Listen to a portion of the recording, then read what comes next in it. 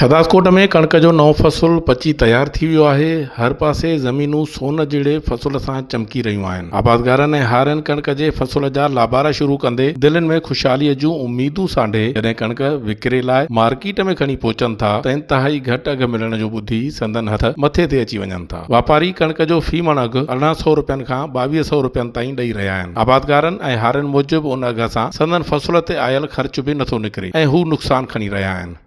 मां सम्झां थो त असांजे इलाइक़े में अॻे ई सारियुनि जी फसलुनि जी तबाही थी, पाणी जी खोट, वरी उन खां पोइ उन्हनि जा अघु किरण असांखे आसिरो त कणक हिन दफ़े बि गवर्नमेंट जेको आहे सुठे रेट ते खणंदी, पर बजाए इन जो रेट ते खणण जे उन गवर्नमेंट लातालकी करे ऐं माण्हुनि खे जेको आहे हिकिड़ी तबाही जी तरफ़ धिकेलियो आहे। सो उन जे करे मां सम्झां थो त हिन वक़्तु जेका सूरत हाल आहे उहा ॾाढी ख़तरनाक आहे। उन जे करे जो इहे जेका अघु आहिनि इहे अघु ईअं आहिनि जो माना उहो पंहिंजो ख़र्चु छा पंहिंजी माना इहे किराए में बि वेंदा, माना माण्हुनि जी जेका मज़दूरी आहे उहा बि पूरत न थी सघंदी।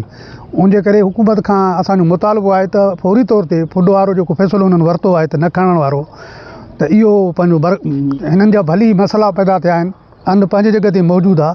पोइ बि गवर्नमेंट जो कमु आहे त गवर्नमेंट हिननि खे वठी करे कहिड़े बि नमूने सां उनखे मैनेज करे सघे थो ऐं माण्हुनि खे हिकिड़ो ॾेई सघे थो। कणक जो साईं तमामु अघु घटि आहे। सारियुनि में बि लोड़ियोसीं, पाणी न हुयो, कणक जा ख़र्च वॾा थी विया। 12-13 हज़ार रुपया DAP हुयो, 5,000 रुपया यूरिया हुयो, 6,000 रुपया ॿिज हुयो। हाणे ख़र्च बि नथा निकिरनि। रेट 2,000 रुपया हले थो, 2100 रुपया रेट आहे। इन में 200-300 रुपया ख़र्चो वञो, इहे ख़र्च बि नथा निकिरनि। आबादगार तमामु परेशान आहिनि। गवर्नमेंट खे मुतालबो आहे त को हल कढे हिन शइ जो, को फुड खे इन्वॉल्व करे, जेका कणक खणे। सारियुनि में बि माण्हू तबाह थी विया आहिनि। कणक त अञा बहितर तबाही आहे। हिकु कणक में पाणी जो मसइलो थियो, पाणी बि कोन आयो टाइम ते। सो इहो तमामु तबाही थी वई आहे, कुझु बि न बचियो आहे। ईअं सम्झो हारी ज़मींदार सभु परेशान आहिनि। के कणक जे करे माण्हू तबाह थी वेंदा।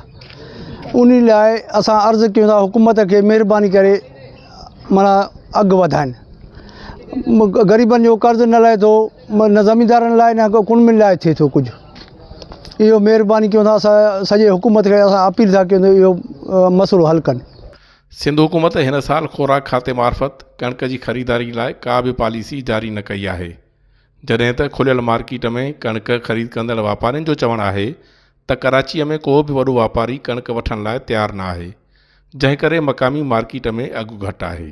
जी बिल्कुलु, पोएं साल जी मुनासिबत सां हिन साल गंदम जो अघु तमामु घटि आहे। हुन जी कारण इहा आहे त गवर्नमेंट ख़रीदारी न कई आहे। गवर्नमेंट सेंटर क़ाइमु कंदी आहे त उन हिसाब सां असां बि ख़रीदारी कंदा आहियूं। वरी लिबरल पॉलिसी हूंदी आहे, असां बि गवर्नमेंट खे ई ॾींदा आहियूं। हाणे मथे कराची को वठण वारो न आहे, गंदम जो कोई बि ख़रीदार हिन महिल न आहे। इहो बि रिस्की तौरु हर को वापारी वठे थो त सुभाणे रेट अञा मथां लही वञनि, चढ़ी वञनि, को ख़बर न आहे। सेंटर क़ाइमु हूंदा आहिनि त उन हिसाब सां वठंदा आहियूं। हिन महिल मथे माना मुल्की लेवल ते वठण वारो कोई बि न आहे। जिते किथे इहा ई पोज़ीशन आहे। जेकॾहिं कणक जे आबादगारनि जी सार न लधी वई ऐं खेनि मुनासिबु अघु ॾियारण लाइ का पॉलिसी न आंदी वई त मुस्तक़बिल में कणक जी पैदावार सख़्तु मुतासिर थियण जो ख़दशो आहे। आबादगारनि मुतालबो कयो आहे त अघु वधाइण लाइ हुकूमत संदन वाहुर करे। एहसान जुणे जो, कोशिश डिजिटल, शहदादकोट।